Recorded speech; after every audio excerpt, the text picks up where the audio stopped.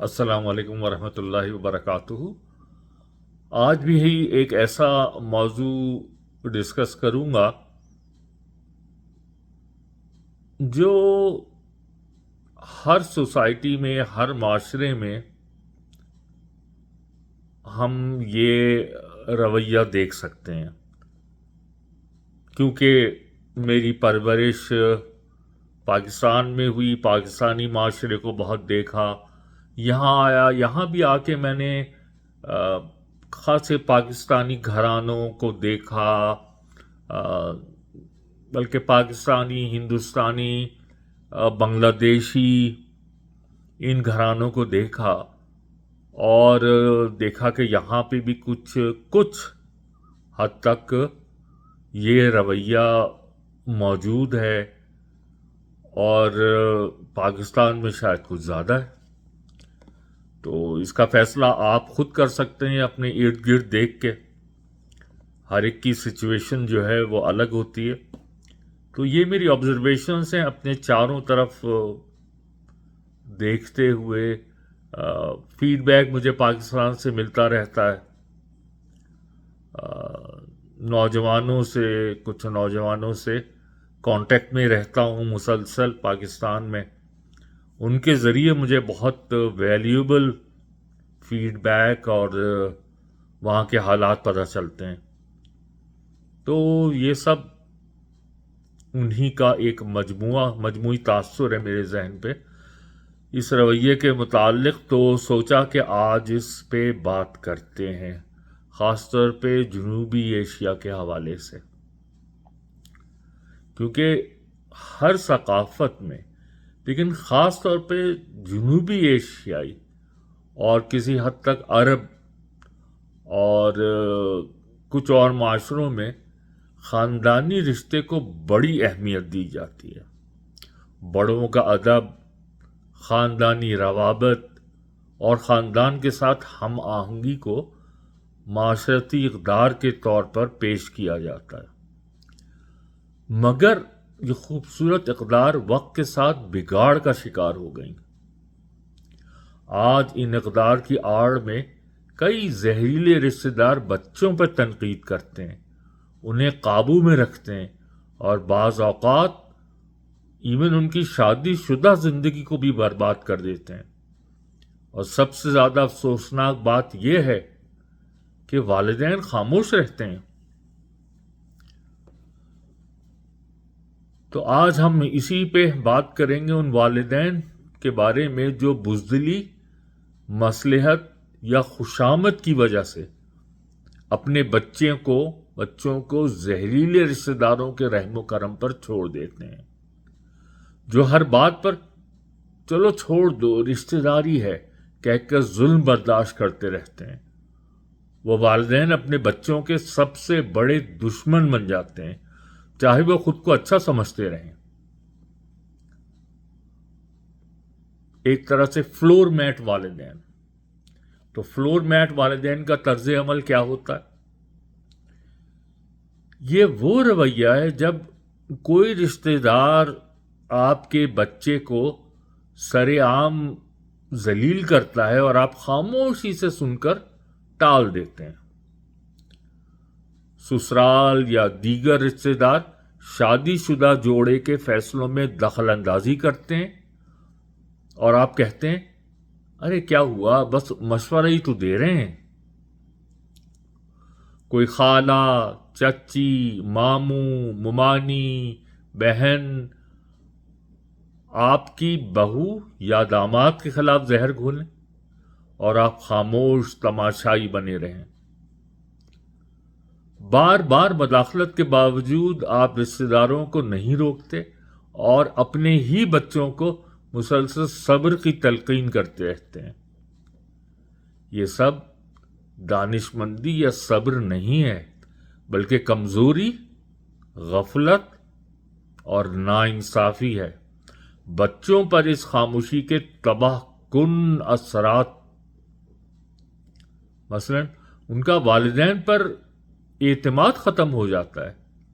بچے چاہے بڑے بھی ہو جائیں، والدین کو اپنی پناہ گاہ، اپنی شیلڈ سمجھتے ہیں، جب وہ دیکھتے ہیں کہ ان کے اپنے والدین ان کے دفاع میں نہیں کھڑے ہو رہے تو وہ خود کو تنہا، بے یار و مددگار اور دکھی محسوس کرتے ہیں۔ اگر میرے اپنے ماں باپ نے مجھے نہ بچایا تو کون بچائے گا؟ یہ دردناک سوچ دل میں بیٹھ جاتی ہے اور والدین سے فاصلہ پیدا ہو جاتا ہے جو عمر بھر برقرار رہتا ہے۔ رشتہ داروں کے ظلم کو ہوا بھی دے دیتے ہیں والدین۔ جب والدین خاموش رہتے ہیں تو بدتمیز رشتہ دار مزید دلیر ہو جاتے ہیں۔ وہ یہ سمجھتے ہیں کہ آپ کے پاس نہ حوصلہ ہے اور نہ غیرت۔ اس سے ان کی مداخلت اور زہریلی حرکتیں بڑھتی ہیں۔ پھر شادی شدہ زندگی کی بربادی۔ بہت سی شادیاں ایسی مداخلت کی وجہ سے برباد ہو چکی ہیں۔ بیوی یا شوہر کے خلاف غلط بیانی، الزامات اور بدگمانیاں ایک دوسرے کے دل میں ڈال دی جاتی ہیں اور والدین خاموش رہتے ہیں۔ نتیجہ طلاق، نفرت اور نسلوں کی تباہی۔ پھر ذہنی صحت کی تباہی، احساس کمتری، ڈپریشن، ذہنی دباؤ، مایوسی، خودکشی جیسے خیالات، یہ سب اس وقت پیدا ہوتے ہیں جب رشتہ دار ظلم کرتے ہیں اور والدین ہاتھ پر ہاتھ دھرے بیٹھے رہتے ہیں۔ ایسے والدین کیوں خاموش رہتے ہیں؟ ان کو خاندان کے بگاڑ کا خوف ہوتا ہے۔ کچھ والدین ڈرتے ہیں کہ اگر انہوں نے رشتہ داروں کو ٹوکا تو تعلق خراب ہو جائے گا۔ وہ معاشرتی بدنامی کے خوف سے اپنے بچوں کی قربانی دے دیتے ہیں۔ اس کے علاوہ غلط تربیت یا غلط سوچ، ان کو بچپن سے سکھایا گیا ہوتا ہے کہ بڑوں کو کچھ بھی کہنے کا حق ہے، وہ کچھ بھی کہہ سکتے ہیں، رشتہ کسی بھی قیمت پر نبھانا ہے، اختلاف فساد ہے۔ یہ سوچ ظلم کو جائز بنا دیتی ہے۔ بزدلی اور ٹال مٹول بھی کرتے ہیں۔ کچھ والدین میں ہمت ہی نہیں ہوتی کہ وہ کسی سے بات کریں یا ٹکر لیں۔ ان کے نزدیک امن یہی ہے کہ کچھ نہ کہا جائے، چاہے اس کے لیے آپ اپنی اولاد کو قربان کر دیں۔ بعض اوقات والدین خود ہی رشتہ داروں کے زیر اثر ہوتے ہیں اور بچوں کو قربانی کا بکرا بنا دیتے ہیں تاکہ خود سکون میں رہیں۔ ہوتے ہیں ایسے والدین، میں نے دیکھے ہیں اپنے ارد گرد ایسے والدین۔ اسلامی اور اخلاقی اصول کیا کہتے ہیں؟ حق اور انصاف رشتوں سے بڑھ کر ہے۔ قرآن فرماتا ہے، قرآن میں اللہ سبحانہ وتعالیٰ فرماتے ہیں کہ ایمان والو انصاف پہ قائم رہو، چاہے وہ انصاف تمہارے خلاف ہو، والدین کے خلاف ہو یا رشتہ داروں کے خلاف ہو۔ سورۃ النساء آیت نمبر 135۔ یہ آیت بتاتی ہے کہ رشتہ دار اگر ظلم کریں تو ان کے خلاف بولنا عین ایمان ہے۔ نبی کریم صلی اللہ علیہ وآلہ وسلم کے اسوے پہ اگر ہم نظر ڈالیں تو نبی اکرم صلی اللہ علیہ وسلم نے کبھی کسی پر ظلم برداشت نہیں کیا، چاہے وہ قریبی رشتہ دار ہو۔ انہوں نے ہمیشہ مظلوم کا ساتھ دیا اور ظالم کو روکا، even if the oppressor was a loved one. اپنے بھائی کی مدد کرو چاہے وہ ظالم ہو یا مظلوم. صحابہ نے پوچھا ظالم کی مدد کیسے کریں؟ نبی اکرم صلی اللہ علیہ وسلم نے فرمایا اسے ظلم سے روک کر. صحیح بخاری کی حدیث. والدین کو کیا کرنا چاہیے؟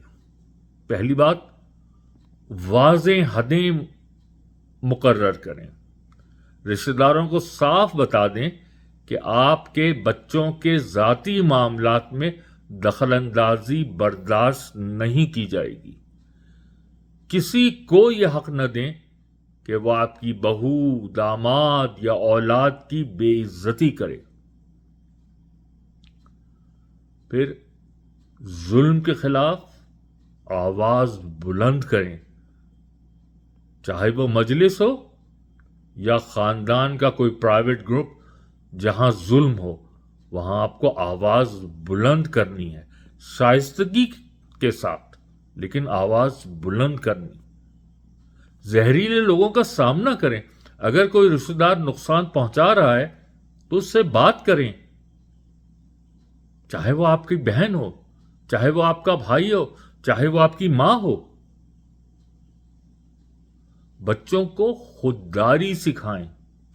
اپنے بچوں کو یہ حوصلہ دیں کہ وہ ظلم کے خلاف کھڑے ہوں، ایون اگینسٹ ریلیٹیوز. ان کے ساتھ کھڑے ہو کر ان کو اعتماد دیں. Boost their confidence. اگر ماضی میں غلطی کی ہو تو معذرت کریں. اگر آپ ماضی میں خاموش رہے تو اپنے بچوں سے معافی مانگیں. اب خود کو بدلیے اور ان کی ڈھال بنیں. خاموشی محبت نہیں، بے وفائی ہے. ایسے والدین جو اپنے بچوں پر ظلم ہوتا دیکھ کر خاموش رہتے ہیں وہ صرف ظلم کو طاقت دے رہے ہوتے ہیں. یہ نہ امن ہے، نہ صبر، نہ مصلحت. یہ بزدلی، غفلت اور بے حسی ہے.